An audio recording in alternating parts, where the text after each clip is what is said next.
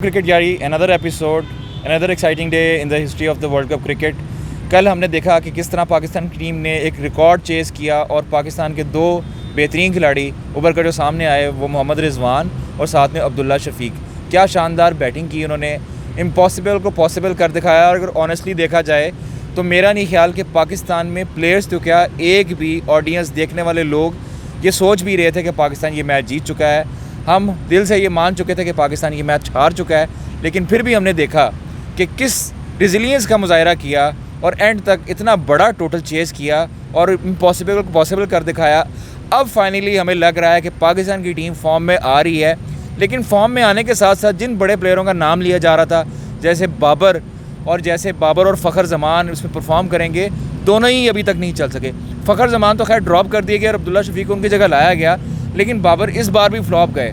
और मोहम्मद रिजवान क्या शानदार सेंचुरी की, 50 ओवरों में विकेट कीपिंग करने के बाद 50 ओवरों में बैटिंग करना, ये नहायत ही शानदार बैटिंग थी उनकी। और अब्दुल्ला शफीक, मैं उस्मान से पूछूंगा, मेरे को होस्ट उस्मान मुझे भी वेलकम करें, मैं रिजवानुल हक और मेरे को साथी अबू बकर। अब उस्मान मुझे बताइएगा कि क्या आप देखते हैं अब्दुल्ला शफीक टेक्निक वाइज क्या कंप्लीट बैट्समैन हमें मिल गया है या आगे ये भी मुश्किलात का शिकार रहेंगे? अस्सलाम वालेकुम। लेकिन रिजवान भाई, जो अब्दुल्ला शफीक के बारे में अगर टेक्निक की बात करनी है तो वो एक रेड बॉल के प्लेयर हैं जो कि ऑलरेडी रेड बॉल के अंदर बहुत अच्छी इनिंग्स ऑलरेडी खेल चुके हैं। नहीं, उनको मेरी बात सुने, उनका T20 में भी वो काफ़ी अच्छे उभर कर सामने आए। उन्होंने T20 डेब्यू पे 100 किया था, उन्होंने अपने फर्स्ट क्लास डेब्यू पे भी 100 किया था।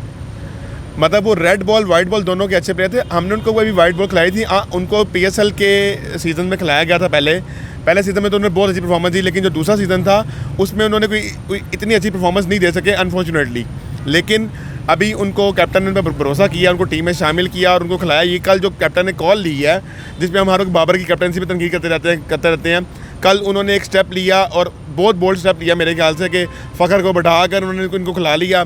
और कल उस बंदे ने जो बैटिंग की है उसने एक बार भी हमें ऐसा फील नहीं हुआ मैच के अंदर जब तक अब्दुल्ला शफीक बैटिंग कर रहे थे कि पाकिस्तान ये स्कोर चेज़ नहीं कर पाएगा। इवन जब वो आउट होकर चले गए थे तो वो ऑलमोस्ट मैच फिनिश कर गए थे। उसके बाद रिजवान ने तो क्लोज़ करना था और रिजवान ने क्या खूबसूरती से उसको क्लोज़ किया है। मज़ा आ गया कल देख कर कि पाकिस्तान टीम ने कल पहली बार अपनी तवक्कुआत के अगेंस्ट जाकर किसी मैच को क्लिनिकली फिनिश किया। अच्छा, मैं एक और सवाल ना बकर से करना चाहूँगा कि हमारे जो बहुत ही एक इंटरनेशनल कमेंटेटर भी हैं रमीज़ राजा, और वो ना काफ़ी इम्प्रेस रहते हैं इंडियन बैटिंग से, और जब भी टेक्निक की बात करते हैं तो कहते हैं कि इंडियन बैटिंग लाइनअप जो है तो टेक्निक वाइज बेस्ट होता है। तो ऐसा लगता है कि हमें ऐसा लगा जैसे पहली दफ़ा बाबर पाकिस्तान की टीम में आया तो ऐसा पहली बार लगा कि पाकिस्तान की क्रिकेट हिस्ट्री में कोई बैट्समैन टेक्निकली भी इतना स्ट्रॉन्ग है, उसके वीक लिंक्स बहुत कम है।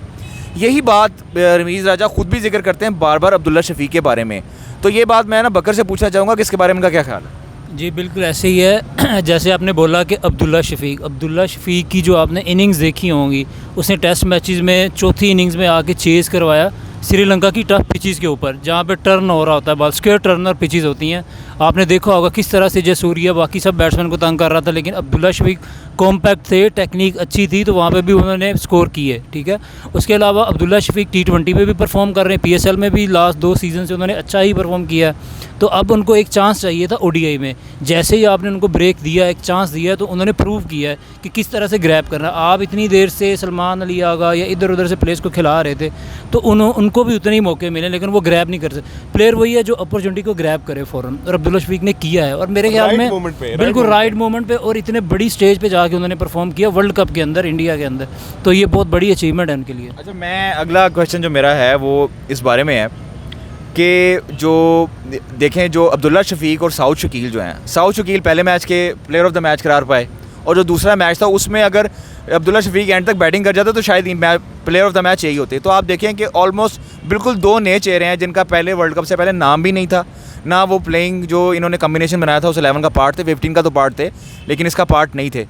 अब मैं ये पूछना चाहूँगा कि इन दोनों के आने के बाद इस वर्ल्ड कप में आगा सलमान जो कि बाबर आजम के फेवरेट रहे हैं, कुछ लोग तो पर्ची भी कहते हैं उन्हें, और फ़खर ज़मान, इनका क्या फ्यूचर है? इस वर्ल्ड कप में दोबारा नज़र आएंगे? आगा सलमान तो शायद हमें नज़र आ जाएँ। फ़खर के थोड़े से चांसेस मुझे थोड़े मुश्किल लग रहे हैं, लेकिन अभी नहीं, आगा सलमान किसकी रिप्लेसमेंट में नजर आएंगे? साउथ शकील तो अच्छा खेल रहे नहीं हैं। नहीं, आप एक्चुअली ये बहुत लंबा वर्ल्ड कप है, ऐसा नहीं है कि आपके हर मैच में सेम सिनेरियो होगा। आप रेस्ट करवाने का कह रहे हैं? हाँ, क्वाइट पॉसिबल कि लेकिन आप रेस्टिंग वाले तो मैच कोई नहीं है। नहीं देखें, आपके अभी भी दो इजी मैच आगे हैं, ऐसा नहीं कि 2 इजी मैच। इसी तो आपने नीदरलैंड्स को भी समझा था। नहीं, वो देखिए नीदरलैंड को समझा था हमने, स्कोर जो किया वो नीदरलैंड की टीम नहीं कर सकी ना, तो इजी था तो नहीं कर सकी। उस्मान साहब, आप ओवर कॉन्फिडेंस का शिकार हो जाते हैं अक्सर। नहीं, ओवर कॉन्फिडेंस की बात नहीं है ना इसमें। देखिए आप इतना बड़ा लंबा वर्ल्ड कप है, उसमें तमाम बैट्समैन आपको रोटेशन करनी चाहिए, असूलन अच्छी बात होती है, अच्छी टीमों से सीखना चाहिए। ऑस्ट्रेलिया हमेशा अपने प्लेयर को रोटेट करती है, हमें भी करना चाहिए, और ये हमारे लिए अच्छा होगा। आप देखें, आपको शायद फ़ख्र ना नज़र आए, लेकिन अभी बहुत लंबा वर्ल्ड कप है, अभी हम कुछ कह नहीं सकते। इन्होंने एक अच्छी इनिंग खेली है, उम्मीद है कि ये अगले इंडिया वाले मैच में अच्छी इनिंग खेलेंगे। और अच्छा, मैं थोड़ा सा हटके एक सवाल पूछना चाहूँगा। हमने रिजवान को अक्सर देखा है कि वो फील्ड में बैटिंग या फील्डिंग के दौरान अजीबोगरीब हरकतें करते हुए नज़र आते हैं। कभी ऐसा लगता है कि उन्हें कोई इंजरी हो गई है, बहुत ही तकलीफ़ में है, लेकिन फिर एंड तक खेल भी जाते हैं। क्या वो डॉज करते हैं? कल भी हमने देखा कि छक्का मारते हुए ऐसे लगा कि उनकी अपनी हैमस्ट्रिंग पुल कर ली है और बस उनको स्ट्रेचर पे उठा के ले के जाना है, लेकिन फिर वो खेल गए। क्या वो सामने वाली टीम को डॉज करते हैं, आखिर क्या चक्कर है? मेरे ख्याल में कुछ हद तक तो इंजरी होती है। जब आप 50 ओवर कीपिंग भी करोगे और आपने आके रन्स भी नहीं, इंजरी तो नहीं थी, क्रैम्प था, उसको क्रैम्प पड़ा था, जो कि लेकिन उसके बाद उसने पोस्ट में प्रेस कॉन्फ्रेंस में खुद भी बोला है कि कुछ इंजरी होती है और कुछ मैं एक्टिंग भी करता हूँ। मतलब वो खुद भी मान रहे हैं कि मैं एक्टिंग करता हूँ। जैसे कि आपने देखा होगा फुटबॉल में नेमर मशहूर है इन चीज़ों के लिए कि वो एक्ट ज़्यादा करते हैं, उतनी इंजरी है उतनी उनको चोट लगती नहीं है, तो वो सेम रिजवान के लिए भी आप कर सकते हैं। इसका मतलब है कि मीडिया में आने का चांस है आफ्टर रिटायरमेंट उनका? क्वाइट पॉसिबल आ सकते हैं। उन्होंने कल कहा भी है, कहा मैं कुछ एक्टिंग होती है, कुछ मेरी इंजरी भी होती है, लेकिन कल क्रैम्प से उनको क्रैम्प हुए थे। आप देखें, फिजियो भी आया था, उन्होंने से बात भी की, उसके थोड़ी देर बाद ऐसा लग रहा था कि जैसे कुछ है ही नहीं। अच्छा, ये मैं एक अगला सवाल जो है देख के नहीं लग रहा था कि अच्छा, अगला सवाल ये है कि सुना है कि जो पहला मैच हुआ बिटवीन जो ओपनिंग मैच था इंग्लैंड और न्यूजीलैंड का, बीसीसीआई ने स्टेडियम को, नरेंद्र मोदी स्टेडियम को फिल करने के लिए तकरीबन 40,000 टिकटें फ्री बेची औरतों को, लेकिन उनसे ये झूठ कहकर कहा गया कि ये इंडिया वर्सेस पाकिस्तान मैच है। क्या ये सच है? जी बिल्कुल ऐसे ही है। ये मीडिया में खबरें भी आ रही हैं कि उन्होंने जो 40,000 टिकट्स वो औरतों को बेचे थे, फ्री में दिए थे, उनको बताया ये गया था कि अंदर इंडिया और पाकिस्तान का मैच चल रहा है। ठीक है, जब कुछ ने आके देखा तो वो मैच था इंग्लैंड और न्यूजीलैंड का।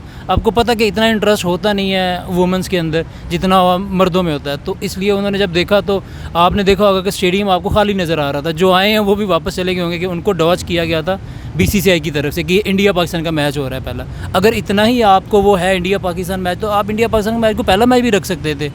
पहला मैच रखते, पहले मैच में ज़्यादा क्राउड आता और आपका जो टूर्नामेंट है ना वो एक अच्छी टोन पे सेट होता। जी। अच्छा, मैं आगे चलूँगा और जो बहुत ही एंटिसिपेटिंग मैच है, शायद वर्ल्ड कप का सबसे बड़ा इवेंट है, जो हफ्ते के दिन खेला जाएगा नरेंद्र मोदी स्टेडियम में अहमदाबाद में, बिटवीन पाकिस्तान एंड इंडिया। अब जैसे वर्ल्ड कप चल चुका है, पाकिस्तान अपने 2 मैच खेल चुका है, तीसरा पाकिस्तान के आगे इंडिया के अगेंस्ट है और इंडिया अपना मैच अफगानिस्तान के अगेंस्ट खेलेगा। क्या कम्बिनेशन होगा? पाकिस्तान फाइनल 11 क्या हो?